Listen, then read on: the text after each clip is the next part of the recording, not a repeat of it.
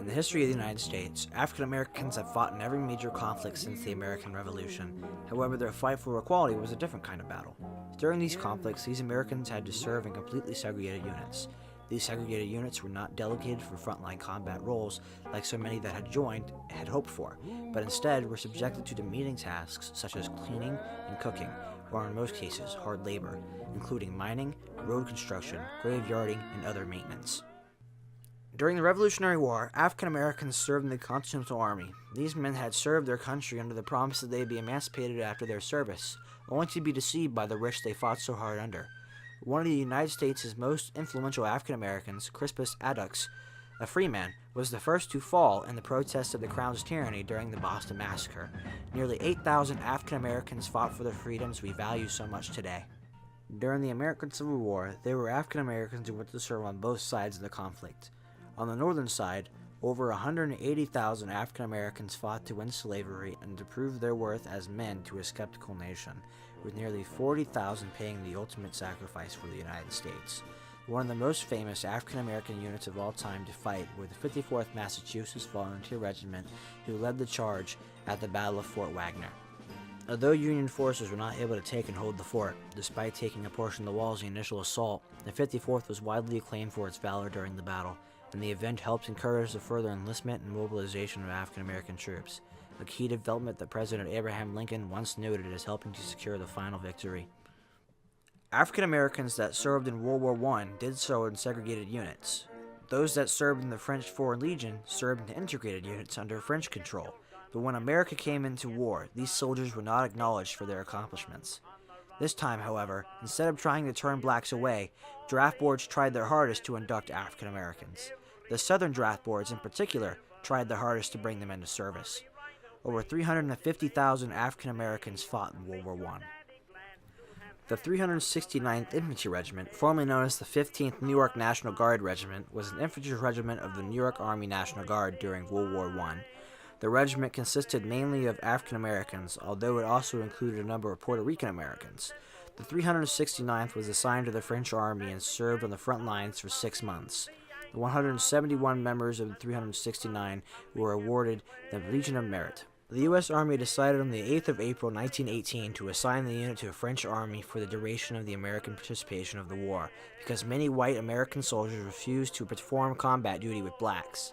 The men were issued French weapons, helmets, belts, and pouches, although they continued to wear U.S. uniforms. While in the United States, the 369th Regiment was subjected to intense racial discrimination, and its members were looked down upon.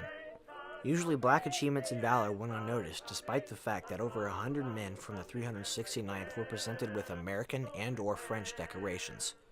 President Franklin Delano Roosevelt signed Executive Order 8802 on June 25, 1941. This order prohibited racial discrimination in the national defense industry, in line with Roosevelt's New Deal policy at the time. This order set a precedent for future orders that would soon come and change the United States Armed Forces. Vice President, Mr. Speaker, members of the Senate, of the House of Representatives, yesterday, December 7th, 1941, a date which will live in infamy. Over 2.5 million African Americans served in World War II, with most African Americans serving in segregated units. However, there were select units established to test the idea of integration of African American troops. Integrated units such as the 394th Regiment and the fully white K Company and the African American 5th Platoon fought bravely and valiantly against the enemy and promoted the concept of integration.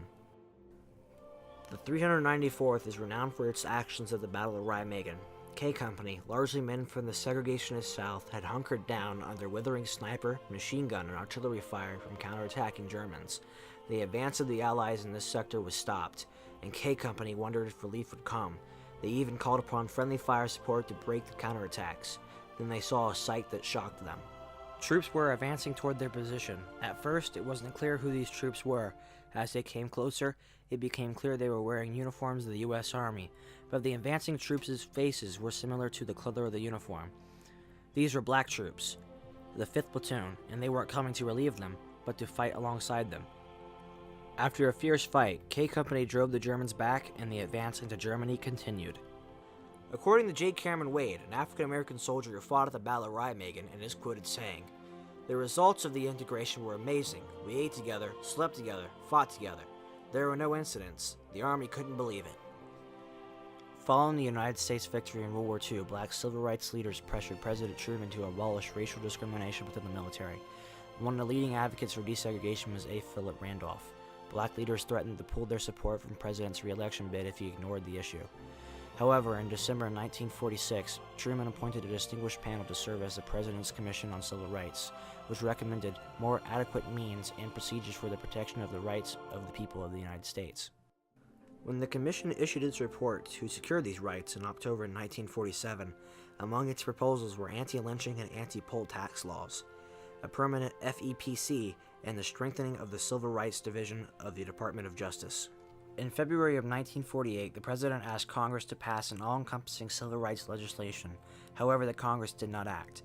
As a result, black leaders urged President Truman to issue an executive order, and on July 25, 1948, President Harry S. Truman signed Executive Order 9981. This order effectively ended discrimination in the United States Armed Forces. President Truman circumvented a Senate filibuster from Southern senators by enacting the executive order. It is hereby declared to be the policy of the President that there shall be equality of treatment and opportunity for all persons in the armed services without regard to race, color, religion, or national origin. The July 26, 1948 executive order read in part.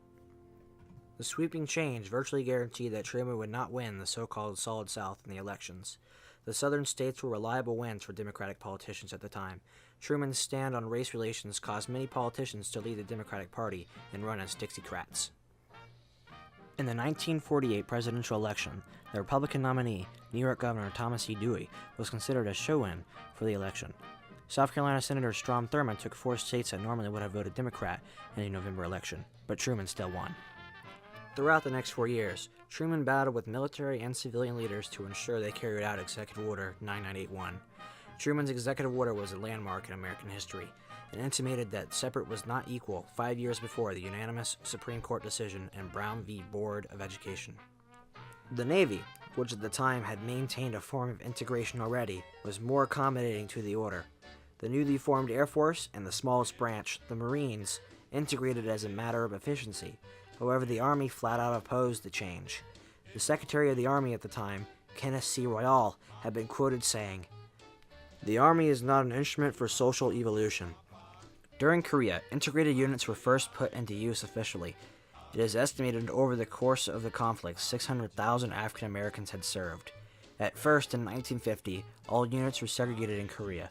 Most segregated African Americans were put into support roles. The remainder were put into use in segregated combat units, such as the 24th Infantry Regiment. However, after U.S.-led UN forces started to be pushed back and casualties in white units started to mount up, commanders on the ground started to accept African American replacements. This integrated units and proved that it was a viable option. On July 26, 1951, the Army announced its plans to desegregate. Integrated units have been proven to be a success and are now a standard in U.S. armed forces. By Vietnam, it was normal to see African Americans and white troops serving side by side in every American conflict from the Panama Invasion, Gulf War, Afghan War, and the Iraq War, and into our continuing interventions and conflicts in the Middle East.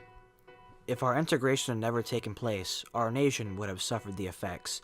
Civil rights may have never taken off without the brotherhood and connections that were created in the hell of combat and overall service. The desegregation order moved forwards the campaign for equal rights, fair opportunities, and promotions for minority soldiers in the military. In the end, the no-compromise approach taken by President Truman took in regard the opposition and conflict that took place during the tumultuous time helped shape the future of the civil rights in the United States. The Executive Order 9981 and its passage will rank only second to a Lincoln's Emancipation Proclamation and shape the future of the United States for the remainder of his existence.